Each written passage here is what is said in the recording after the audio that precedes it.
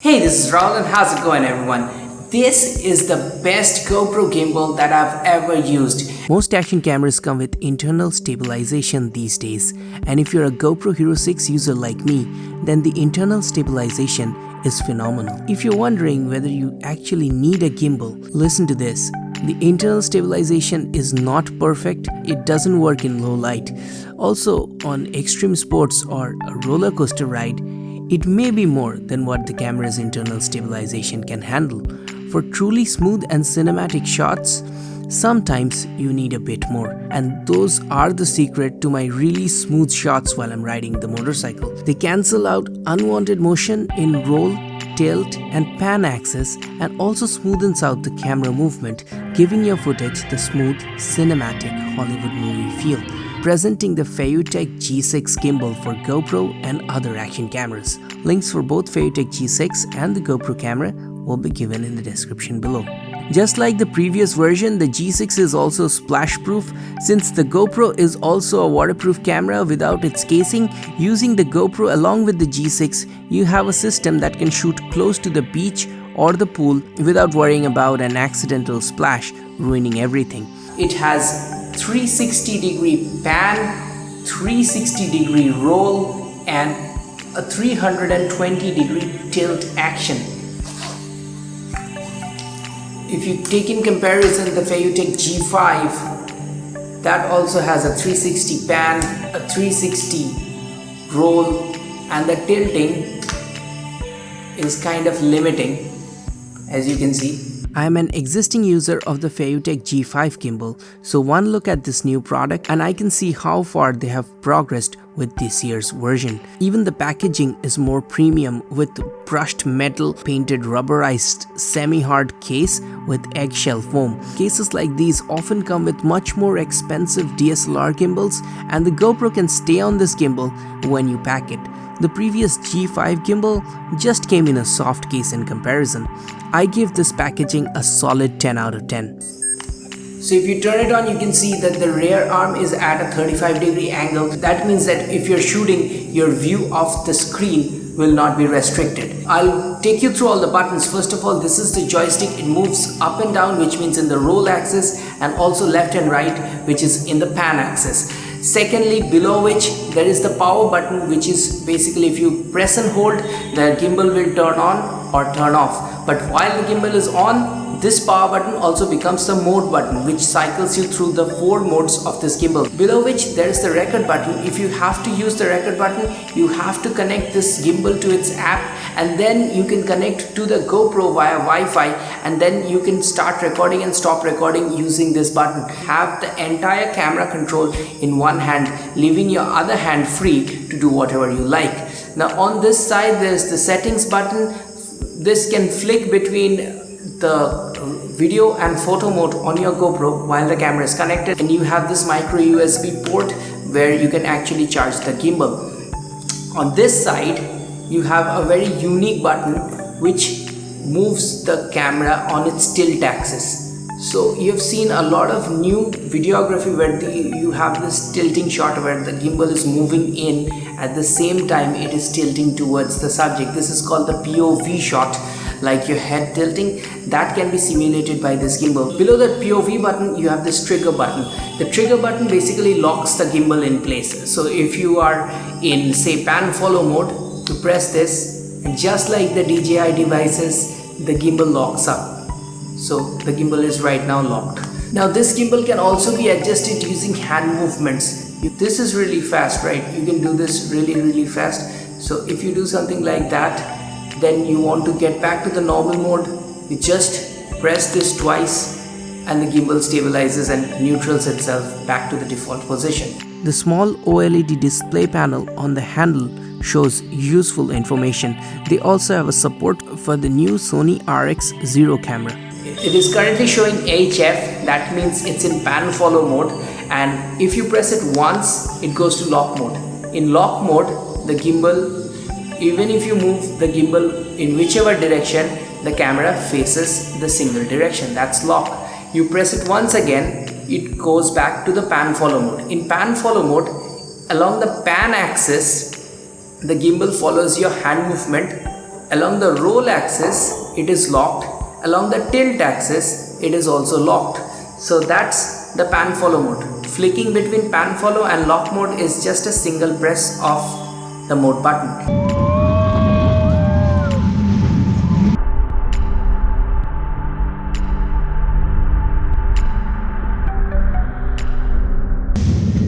If you press the mode button twice, then the gimbal goes into auto follow mode. Auto follow mode is like the free follow mode, which means when you're looking up, the camera looks up. When you're looking down, the camera looks down. When you're looking left and right, just like the pan follow mode, it looks left and right. But the tilt is still locked in auto follow mode. I've used it in one of the rides in the amusement park and it worked just wonders. So mode 3 is selfie mode, and what you do is you press the mode button 3 times and it turns around 180 for a selfie angle. Now pressing it 3 times again, I would have expected it to return, but it doesn't return. For returning, you have to press the lock button twice, then it resets. Now if you press the mode button 4 times, I'm gonna do it right now in front of you. That beep means now it's in motion time-lapse mode.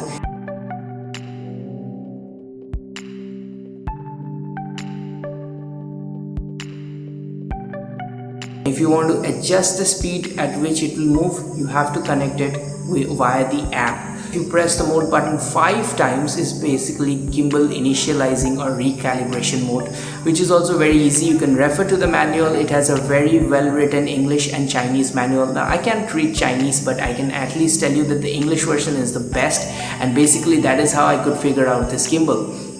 Now when you're shooting time lapses, obviously you would want it on a tripod, and that is where this gimbal does an excellent job by providing you a nice Q20 tripod mount right below the gimbal. Just like the Feiyutech G6, it also has that. There's a 5000 milliamp hour battery inside is what I believe. That's like a mini power bank. I also have this old battery from the Feiyutech G6, which is a much smaller battery, and this is only a 3000 milliamp hour battery, and the new one is 5000 milliamp hour battery. So that's going to be a huge difference. Also, it can charge the GoPro directly via cable. Your GoPro will also not run out of battery. That both the gimbals are right now turned off. If you see this gimbal, it is more or less balanced, but when you see this one, it's completely lackluster. I cannot balance it. That is because this gimbal relies on the motors to balance, whereas this one is already mechanically balanced. The difference is that this gimbal will use the completely motor's powers to keep it stable. Right here is you have to loosen this knob, which is kind of tight, and I made that. Once you loosen it, this arm can slide. I hope you can see that on camera, that this arm can actually slide back and forth. Because of that, whatever camera you're using, you can put the camera in there and you can slide this adjustment arm to balance it perfectly before you turn on the gimbal. Whereas on the G5, what's happening here is the gimbal has to power on and the gimbal has to work against the weight. So the motors are actually constantly, this camera is constantly trying to pull this way and the motors are constantly trying to push it this way. So the motors are going to consume more battery. Plus, when you're doing quick pans like this, we have tried that on a high-speed motorcycle pan follow shot. Firstly, it was tilting, then the motor was sensing it and it was pushing it back. But the shot, you could see that there was this wobble, horizon got tilted, then it got straight. On this camera, because it is balanced, that is not happening. If I'm pressing, there's a lot more strong torque from these motors and it is resisting that. Compared to that, I'll do the same thing with this gimbal. I'm putting the same power.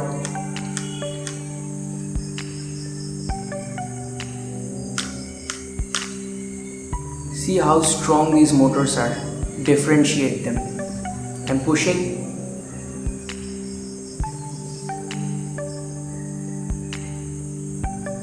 These can resist wind pressure a lot. lot more. When we are very satisfied with a product, we obviously want to see what's the limit of it. And that is why we took this gimbal to the amusement park, where I rode a roller coaster on it, and that was one of the most jerkiest rides, and I've done that with other gimbals previously. The results that we got were absolutely awesome. At times when I'm looking at the footage, I cannot even say that this was shot on a gimbal on such a jerky roller coaster. The roller coaster actually appears smoother because there is no camera shake, but actually the roller coaster was shaking around. If you look at the footage, if you look how the passengers are moving around on that ride, you would be able to guess it. I was doing striking cars on this. That is where a lot of cars constantly bump into you. Because this gimbal is so stable, it was hard to tell when the cars are bumping into you just by looking at the footage. If you can see that the car is bumping into me from the front, you can see it, but if it's bumping into me from the back, the gimbal is just stable and it just doesn't show. So in case of such high impact motions, this gimbal is very stable, and that is something that we as action filmers need, because we are not shooting in a very proper environment with the proper crew and planned motions. A lot of things that happens with us is unexpected, so we cannot plan for it. And if you guys are going to buy a GoPro gimbal, this definitely gets 10 out of 10 from me. But before going, I would probably want to make a few negative observations. While I'm doing this kind of lock, the gimbal hits, because this is the only 320 degree, and there is a sort of sound which is coming on the gimbal when I'm hitting this part. So it hits its limit on that axis, tilt axis, so that's there. Apart from that, while doing a lot of high speed jerking motions, sometimes the gimbal would completely flip around, which was happening because of the heavy jerk motions, and I don't think there is much you can do to fix it. The second thing is, I would have wanted a strap so that it probably could have gone in here and could have wrapped it around my wrist, so that if I accidentally drop it, the gimbal doesn't go over. Because I was really scared on the roller coaster that, because this one is a thicker grip right now, but it's not very grippy, so it's still kind of smooth. It is rubberized, but it's still very smooth, it's not very grippy, so I was very scared that this gimbal will fly off. Yes, the gimbal did shudder a few times while all the shooting was going on, but that was just a few times, and I think that was happening just because of the torture test that we were putting it through. And overall, the way this gimbal has performed, the way the footage has come out, is absolutely been phenomenal.